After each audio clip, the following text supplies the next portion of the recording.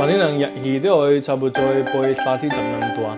最後背到英國7萬嚟先啊！只要你食過邊會搞就搞得條回頭客，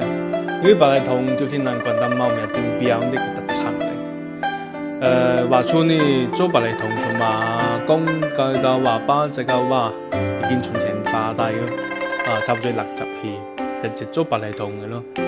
全部按照能而炸的可以留個嗌製作嘅。因為一面啊，佢部大台啲多，唔係冚到100人入白麗堂啊，但是經過4道可以留個嗌，春節間熬同攞嘅時候是